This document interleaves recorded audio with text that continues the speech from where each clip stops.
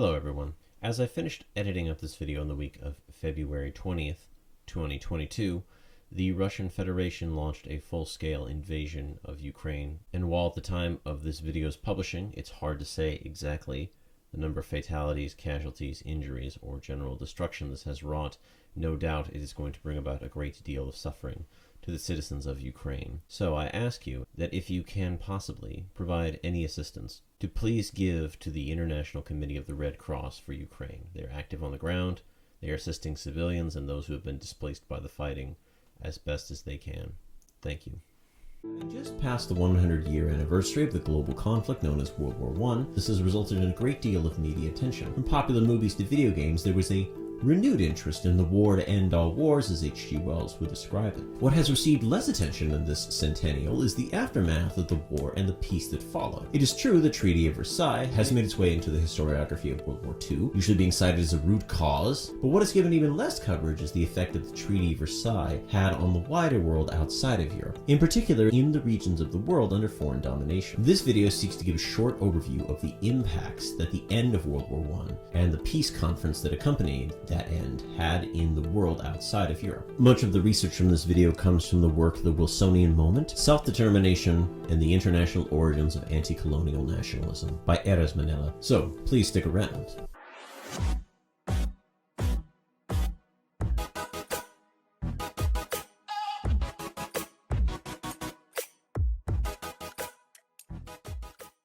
Hi there, my name is Mr. Liddle, and I want to thank you for joining me.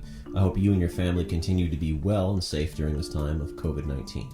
World War I ended in the fall of 1918, and in the summer of 1919, a young dishwasher, sojourning in Europe from the French colony of Indochina, named Nguyen Pat Tan, along with several of his fellow activists, petitioned the President of the United States, Woodrow Wilson, who was in Paris for the Peace Conference.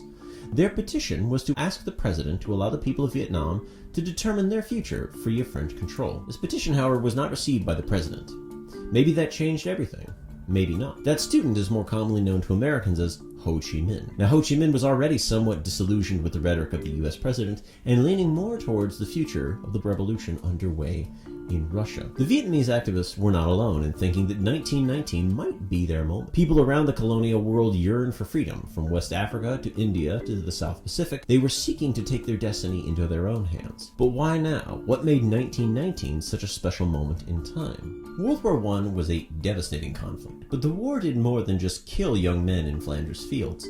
It also killed the messenger of the European world system. Progress, technological advancement, civilization all seemed rather hollow in the face of an Armageddon-scale slaughter, witnessed by numerous colonial troops. As said one soldier from India in a letter home in 1916, quote, "If you go onto the battlefield, you will see corpses piled upon corpses, so that there is no place to put hand or foot. Men have died from the stench. No one has any hope of survival. The whole world is being brought to destruction." End quote. This also included local deprivations, forced labor requirements, and the jailing of local dissidents faced by colonial subjects in the name of winning the war. European powers also pushed propaganda throughout their colonies, arguing that their opponents were cruel and exploitative, and therefore their specific colonial rule was unjust. A very different tone from the earlier white man's burden. Above all, it was the image of President Woodrow Wilson himself and that of the United States which captured this moment, however. It is hard to understand now, but there was a time when the United States was a source of great hope for much of the world, except maybe Latin America. The United States, save for the Philippines, at the time was not a colonial power. The US had joined World War I late in the game, and on the surface at least, did not have any territorial ambitions. Although it might have been the millions owed to American banks by the Allied powers that played a part in their decision to go to war. Just a thought. Probably at least a contributing factor. Either way, President Wilson at the end of the war laid out a 14-point peace plan. Now, I won't go into super detail on every point, but there are two particular concepts that came out of these 14 points that spread like wildfire.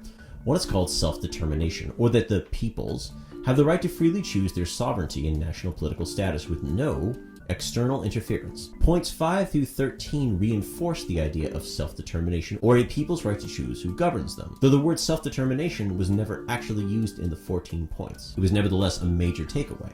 And 2, point 14, which I'll quote here, quote, "A general association of nations must be formed under specific covenants for the purpose of affording mutual guarantees of political independence and territorial integrity to great and small states alike," end quote.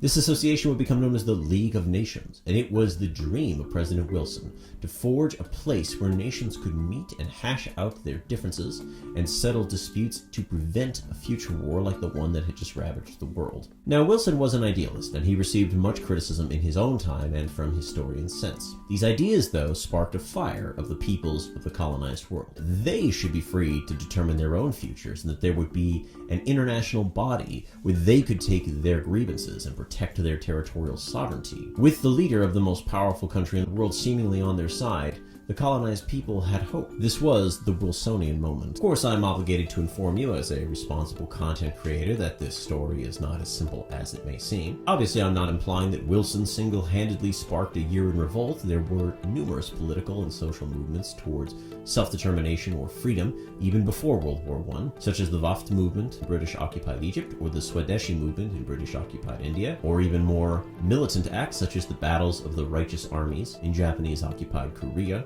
Preceding the end of World War I, there was also another group of people out there which had called for self-determination and an end to the conflict. Almost 5 months before Wilson published his 14 points, Vladimir Ilyich Lenin and his Bolshevik party called for, quote, a peace without indemnities or annexations, presided over by, quote, assemblies of all countries and all nations. Though it should be noted that during the fall of 1918 to the summer of 1919, the Bolshevik Revolution was not secure, and knowledge of the revolution was not well known among the elites of the colonized world. And even those that knew about the revolution were a bit more enthralled with Wilson at the time. The rise of the Soviet Union and anti-colonial struggles would come later. Across the world, there were petitions, pleas, and even physical efforts to reach President Wilson, asking him to take up the cause of a given nation or people at the Peace Conference. In January of 1919, the Paris Peace Conference began in the Palace of Versailles. Representatives from 32 nations and delegations from various groups crowded the palace to draw up the treaty that would officially end the war with Germany. Less than 12 miles from the Palace of Versailles, in the center of Paris, the first Pan-African Congress was being held,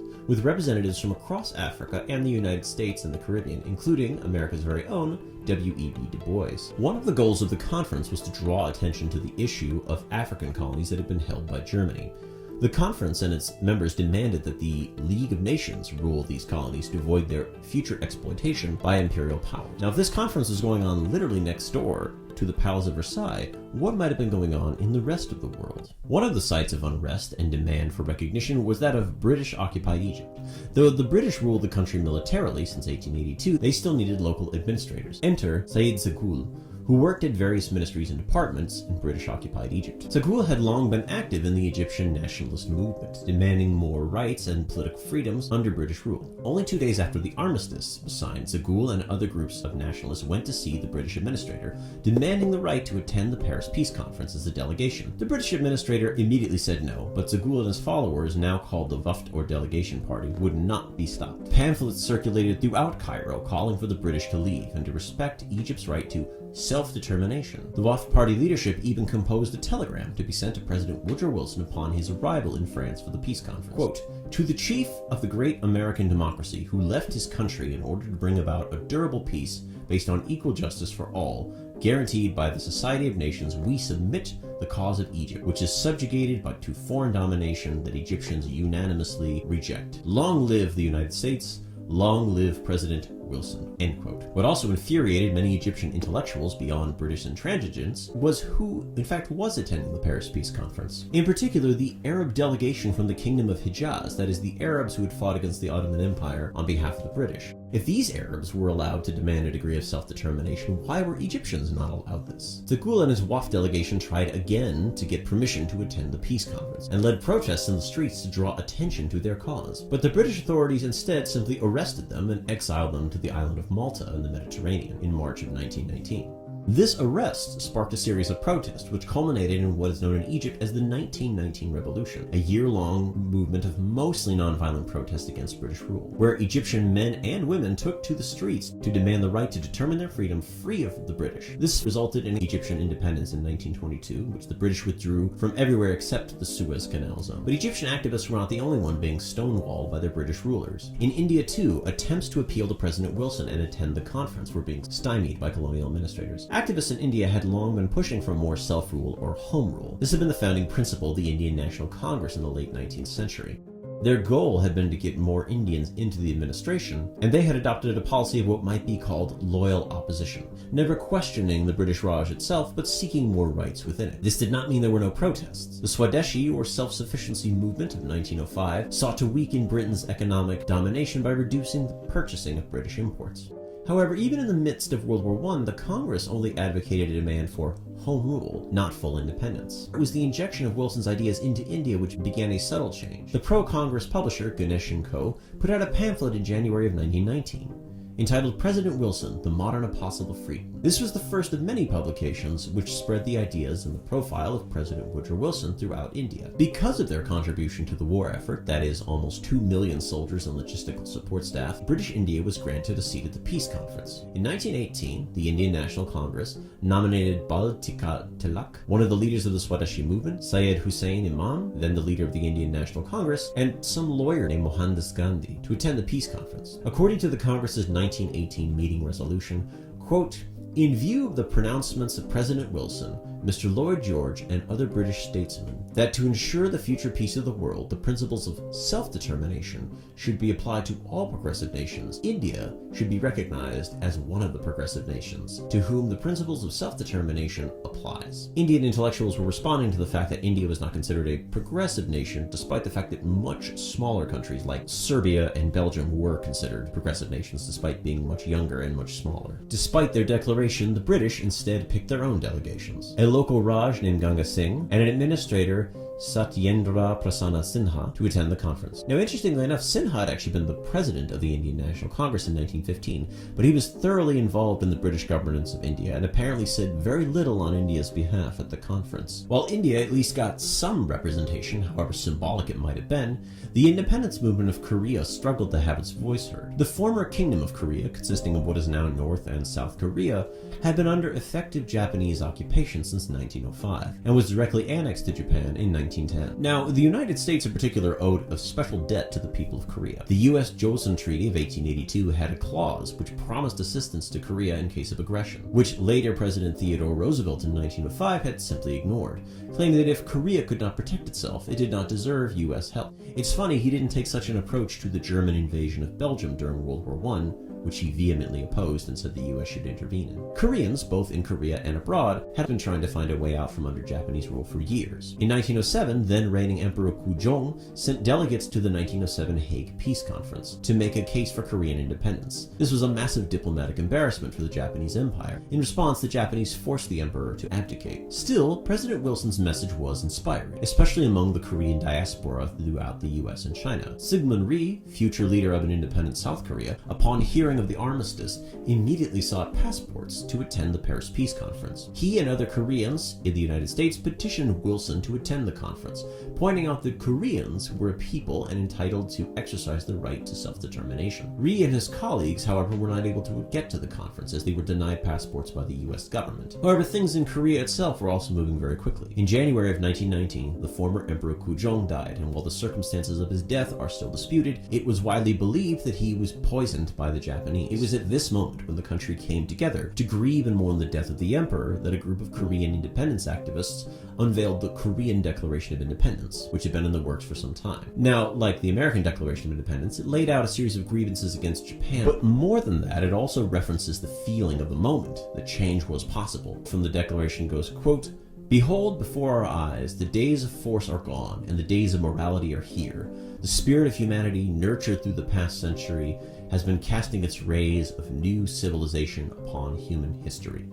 End quote. As you can imagine, the movement, which became known as the March 1st movement, prompted an immediate crackdown by Japanese authorities. Encouraged by the declaration, a group of Koreans in Shanghai created the Provisional Government of the Republic of Korea. Since no Koreans from Korea itself would be able to reach Paris, the Provisional Government dispatched Kim Kyu-sik to Paris to advocate for Korean independence. How would he be able to avoid detection by the Japanese on his way there? Why, he would hide under the cover of another delegation, also headed to Paris, the Chinese delegation. China's position during and after World War I was a bit different from the other ethnic groups discussed so far. China was already an independent nation, though one which was beset with foreign powers occupying parts of its territory. Additionally, China was itself divided. The Qing dynasty had been overthrown in 1911, but China had then broken into various small states ruled by generals with military force. The internationally recognized but politically weak government in Beijing declared war on Germany in 1917 and sent 200,000 laborers to France. This earned China a seat at the table in Versailles. Within China, there was no censorship of Wilson's ideas, unlike in other places discussed so far. In fact, American propaganda and Wilson's 14 points were published directly in China in Chinese and widely distributed. So well known and widespread were Wilson's ideas that they took on a life of their own. A number of Confucian scholars believed that Wilson's League of Nations would lead to the perfect age of harmony among nations, a principle in Confucianism known as Datong. Utopia aside, the Chinese mission to Versailles had a series of objectives which they sought to achieve within Wilson's new framework of self-determination and equality among nations. This included an end to foreign control of Chinese territory, which, while unlikely, could at least begin with the retaking of German-held Chinese territory. The Chinese delegation hoped the League of Nations would lead to an end to the unequal treaties to which China had been subjected to since the end of the Opium Wars. However, the Chinese delegates were soon to be disappointed. First and foremost, China was given the status of a minor power, meaning that it was only allowed to make claims directly related to China itself, not to the broader question of the conflict. The Chinese delegation was to weigh in on what to do with the German territory in the Shandong Peninsula, particularly the city of Qingdao. The Japanese, who declared war on Germany, had captured the territory in 1915, and now the Chinese delegation, applying the principles of self-determination and the idea of a community of states, requested that the territory be returned to China. Wellington Koo, former consul to the United States, speaking for the Chinese delegation, pointed out that the territory was taken from China under military threat from Germany, and that the territory was almost entirely populated by Chinese-speaking individuals. If German territory taken from France was returned, then the Shandong Peninsula should also be returned. The Japanese delegation countered with two arguments. One was a secret agreement between the government in Beijing and the government in Japan, giving Japan the territory in return for a large loan. And two, Britain and France had promised Japan that territory, which all three powers stood firm on, threatening to sink the whole peace process if this was not granted. And so the Shandong Peninsula was given to Japan. In protest, the Chinese delegation walked out, and China did not sign the Treaty of Versailles. I mean, technically they were still agreeing to the treaty, but they did not actually sign it in protest. When news of this decision reached China, massive protests erupted across the country, sparking a movement known as the May 4th movement, a movement of students, intellectuals, and urban workers. It catalyzed fundamental changes within China itself, which included a final rejection of monarchy and the push for a new writing system which would eventually become simplified Chinese. This movement would spur on Sun Yat-sen's government to attempt to reunify China. It would also spark the rise of the popularity of a newly created Chinese Communist Party. It's important to understand that within Paris there was much more going on behind the scenes that I can't really get into, or this video would be 2 to 3 times as long, but the short version is there was a lot of tension between Wilson on the one hand and the other major Allied powers on the other hand. The British and the Japanese in particular were irritated at Wilson and accused him of spreading unrest in their colonies by all this talk of self-determination. They channeled this frustration into threatening to withhold support for the League of Nations, and under this threat, Woodrow Wilson caved. Zaghloul and his delegation from Egypt finally reached Paris in April of 1919, after 4 weeks of being interned on Malta. However, on the very day they landed, Woodrow Wilson signed a note to the British delegation acknowledging British control over Egypt. Similar disappointment haunted the other delegates. Kim Kyu-tsik, though he tried to get the support of various delegates in Paris, setting up a Korean Information Bureau in Paris when he arrived, was unable to convince the US to support the cause of Korean independence. One US official, when asked if Kyu-tsik should be given an audience with the American delegation, said, quote, "In view of the fact that the US has recognized the annexation of Korea, the representatives from Korea ought not to be received."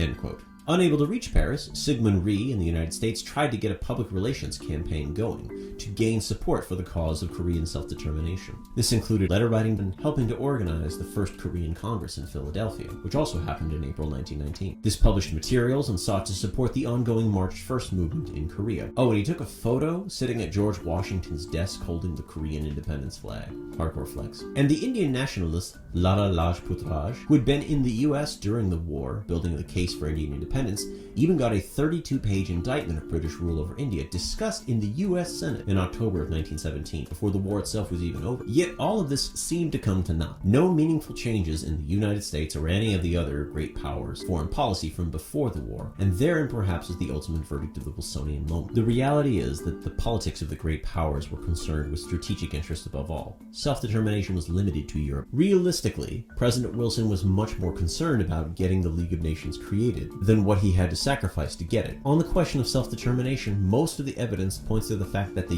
US president himself believed that, in the short run at least, this principle only applied to the peoples of Europe, not to Africa or Asia. This should not be a surprise. Wilson was hardly a humanitarian or a multiculturalist. He openly supported segregation in the United States, and this was known, for example, by the more skeptical members of the Indian nationalist movement. Hi there. Post-production, Mr. Liddle.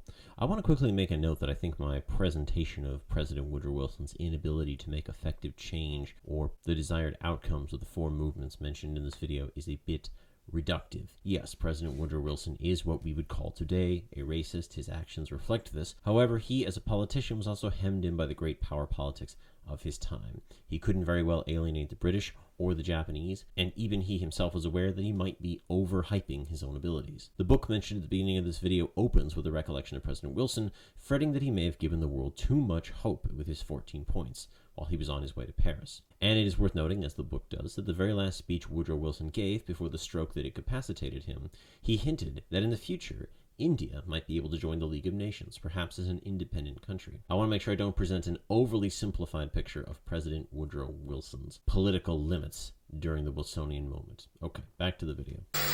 The immediate goals of many of the activists were not achieved, and the status quo of colonial rule persisted, made stronger by the League of Nations mandate system, which gave the territory of the former German and Ottoman empires to the Allied powers. It's true, most of the activists in the years before World War II were disappointed, and they turned to the newly created Soviet Union for support and adopted a more socialist attitude. Jawaharlal Nehru in India and Sun Yat-sen in China both spoke highly of the Soviet Union and its support for ending colonialism. On the other hand, in some ways, the Wilsonian moment was a victorious moment. Peoples so long neglected by world attention used the moment to publicize their plight and the injustice of their colonization. This is not to discount or take away the work done by both men and women, and particularly women in the case of Egypt, before the Wilsonian moment, only to draw attention to the new paradigm. These movements, which arose in response to Wilson's ideas in 1919 and their demands for freedom, would become the cornerstones in their quests for independence. The May 4th movement in China, the March 1st movement in Korea, the 1919 revolution in Egypt, and the various protest movements across India became rallying cries for future struggles. Both the local and international natures of these struggles changed anti-colonialism. Diaspora communities took part in all four movements, from Koreans in the United States to Egyptians in Paris. Efforts to publicize these struggles led to a flurry of information, maps, and pamphlets spread worldwide to bring attention to what previously might have been the internal affairs of a particular empire. Those maps were also crucial for the struggle, delineating specific territory which helped strengthen the claims to self-determination. In short, the ideas of Wilson may have failed to change the world in 1919, but those ideas did not die with Wilson, who died like really soon after the conference. Most historians agree the Paris Peace Conference pretty much killed him. A rejection of might makes right and the social Darwinism of the 19th century, and instead pushing for self-determination and equality of all nations, became the rallying cry going forward. After the conference, groups continued to take action. The Indian National Congress, under the leadership of that lawyer, Mahatma Gandhi, officially adopted a policy of non-cooperation in 1920. In the name of self-determination, the Indian National Congress attempted to bring their case before the League of Nations. And while the British could stop them from doing this, they could not deny the legitimacy of these claims. I think Sun Yat-sen, reflecting upon the outcome of the Wilsonian moment, said it best. Quote, "Wilson's proposals, once set forth, could not be recalled, as each one of the weaker, smaller nations, stirred with a new great consciousness, they saw how completely they had been deceived by the great powers' advocacy for self-determination, and began independently and separately to carry out the principles of self-determination of the peoples." End quote. Well, that was quite a bit, and I want to thank you so much for sticking around. I know that was a lot of information. I hope this video has broadened your perspective and generated perhaps even more questions about the end of World War I and the Paris Peace Conference. If you enjoyed that video, why not consider liking and subscribing so that we can continue to learn interesting things together. You can find me on Twitch, that we also have a Discord, all links are in the description. But I want to thank you so much for joining me. My name is Mr. Liddle, and I'll see you next time.